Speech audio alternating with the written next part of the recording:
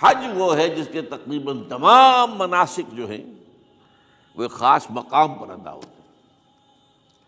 آپ سفر کر کے جائیے، مکہ مکرمہ جائیے، اللہ کے گھر کا طواف کیجیے، پھر وہاں سے جو بھی روانگی ہوتی ہے یوم الترویہ 8 ذی الحجہ کو نکلیے اور جا کر منا میں قیام کیجیے ایک رات، پھر 9 کی صبح کو نکلیں عرفات جائیے، عرفات میں شام تک قیام رہے گا، لیکن مغرب کی نماز کے وقت کے بعد وہاں سے نکلیں گے، مغرب وہاں پڑھیں گے نہیں، وہ جا کر مزدلفہ میں پڑھی جائے گی عشاء کے ساتھ ملا کر، چاہے کتنی ہی دیر ہو جائے۔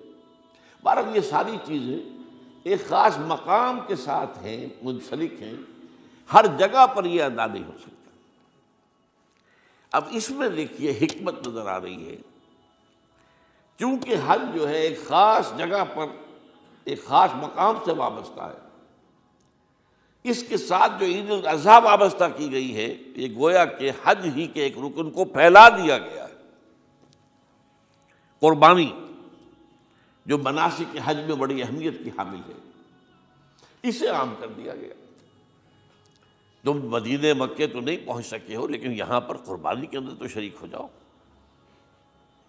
اور بعض مشابہتیں اور بتائی گئی ہیں کہ ذی الحجہ کا چاند طلوع ہو جائے تو اس کے بعد حجامت نہ کراؤ، ناخن نہ کاٹو، وہ جو کچھ بھی آپ کو معلوم ہے احرام کی کچھ پابندیاں ہوتی ہیں، ایک مشابہت کسی درجے میں، ٹھیک ہے ہم وہاں نہیں ہیں لیکن ان کے ساتھ ایک مشابہت پیدا ہو رہی ہے۔ تو قربانی در حقیقت جو ہے عید الاضحیٰ وہ گویا کہ ایکسٹینشن ہے حج کی، کہ تمام عالم اسلام کے اندر جو ہے تمام مسلمان جہاں بھی کہیں ہیں وہ حج کے اس ایک منسک کے اندر شریک ہو جاتے ہیں۔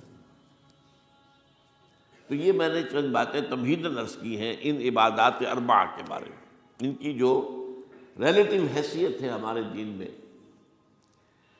اب آئیے حج کا معاملہ کیا ہے، وہ پورا ایک خاص علاقے سے متعلق ہے اور ایک خاص شخصیت سے متعلق ہے، یہ بھی نوٹ کر لیجیے۔ چنانچہ جو آیات میں نے آپ کو سنائی حج کے بارے میں، ان اول بیت وضع للناس للذی ببکۃ مبارکا وہدی للعالمین، یقیناً پہلا گھر جو بنایا گیا لوگوں کے لیے، یعنی اللہ کی عبادت کے لیے، کہ لوگ وہاں جمع ہوں اللہ کی عبادت کے لیے، وہ ہے جو بکہ میں ہے۔ بکہ اور مکہ یہ ایک ہی لفظ ہے، تورات میں بکہ کا لفظ آیا ہے، قرآن مجید میں مکہ۔ یہ تھوڑا فرق جو ہے یہ تلفظ کا ہو جایا کرتا ہے مختلف زبانوں کے اندر، جیسا کہ آپ کو معلوم ہوگا کہ آج کل جو عرب کے لوگ ہیں وہ قاف کو گاف پڑھتے ہیں، گل گم، قم کی بجائے گم، قل کی بجائے گل، اقول لک اقول لک، وہ گاف۔ تو یہ جو ہے فرق ہو جاتا ہے۔ تو بکہ وادی بکہ یہ ہے در حقیقت مکہ مکرمہ۔ تو پہلا گھر جو بنایا گیا ہے، اور اس کے بارے میں جو یہ عام طور پر مشہور ہے کہ اس کے معمار حضرت ابراہیم ہیں، یہ بات صحیح نہیں ہے۔ اس کے معمار اول حضرت آدم علیہ السلام خود ہیں۔ اول بیت ہے نا، پہلا گھر، تو کیا یہ ممکن ہے کہ آدم سے لے کر ابراہیم تک کوئی گھر اللہ کی عبادت کے لیے بنا ہی نہ ہو؟ تو ناممکنات میں سے اولا بیت میں خود دلیل موجود ہے۔ حضرت آدم علیہ السلام نے اس کی تعبیر کی، البتہ اس کے بعد بعض سیلابوں کی وجہ سے یہ عمارت گر گئی اور کچھ جو وہاں پر آبادی بنی تھی وہ بھی ختم ہو گئی۔ تو ایسے آتے ہیں، آپ کو معلوم ہے کہ یمن میں جب ان کا ایک بند ٹوٹا تھا بہت بڑا، سد معارم، تو پھر وہاں جو اتنی خوشحالی تھی اور جو وہاں پر جو باغات تھے اور جو کھیتیاں سب برباد ہو گئی، اور وہاں سے لوگ جو ہے نقل مکانی کرنے پر مجبور ہو گئے۔ یہی یمن کے قبائل تھے جو جا کر شام اور عراق میں آباد ہوئے، یہی یمن کے 2 قبیلے تھے جو مدینے میں آ کر آباد ہوئے، اوس اور خزرج، یہ یمن کے قبیلے تھے۔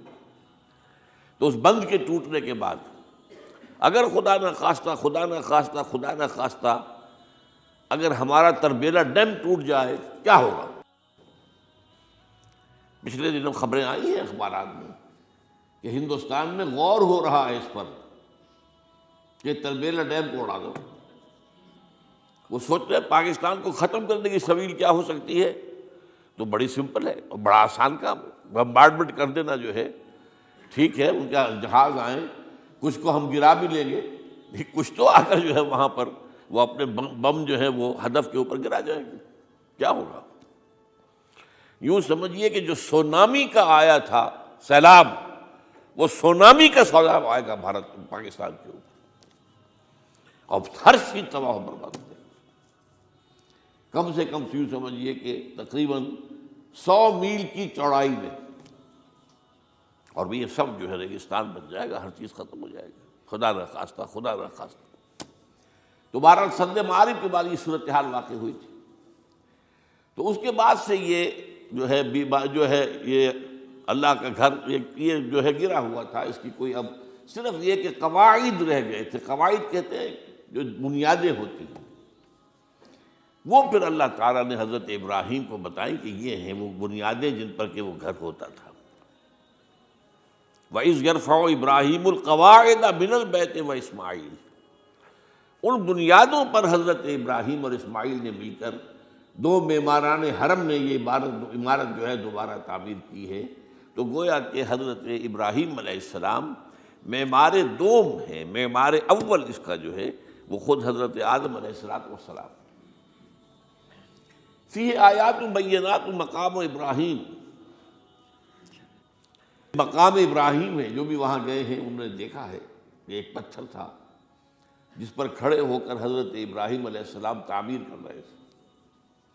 اب آج تو آپ کو معلوم ہے اسکیفولڈنگ لگ جاتی ہے، بانس لگ گئے، یا آج کل تو جو ہے پائپس جو ہے لوہے کے اس سے لگا کر، تو جیسے جیسے عمارت اٹھتی جا رہی ہے اسی طریقے سے اس کے ساتھ جو ہے وہ چل رہے ہیں اور ان کے اوپر کھڑے ہو کر تعمیر ہو رہی ہے۔ تو اس وقت کچھ نہیں تھا، تو ایک پتھر ایسا تھا کہ جو خود بخود اٹھتا تھا اللہ تعالیٰ کے اٹھانے سے، یا یوں کہیے کہ ملائکہ کے اٹھانے سے، اور اسی پر حضرت ابراہیم کھڑے ہو کر وہ پتھروں کے اوپر پتھر رکھتے جا رہے تھے، اور اس کی وجہ سے اس پتھر کے اوپر کتنی دیر کھڑے رہنا ہوا ہوگا حضرت ابراہیم علیہ السلام کا کہ اس پر ان کے پاؤں کے نشان بن گئے۔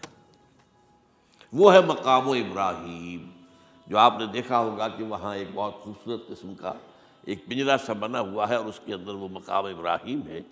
اور جب بھی طواف کرتے ہیں تو طواف کے بعد 2 رکعتیں جو ہے وہ پڑھی جاتی ہیں ابراہیم، مقام ابراہیم کے پیچھے، جتنا بھی قریب تر ہو کر پڑھا جا سکے، لیکن بہرحال رخ ادھر ہے۔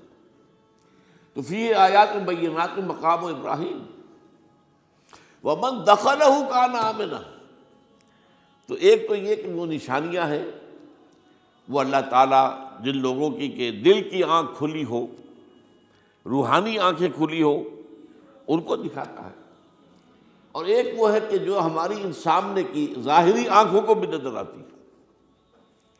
یہ نوٹ کر لیجئے کہ یہ مقام امن کا گہوارہ رہا ہے۔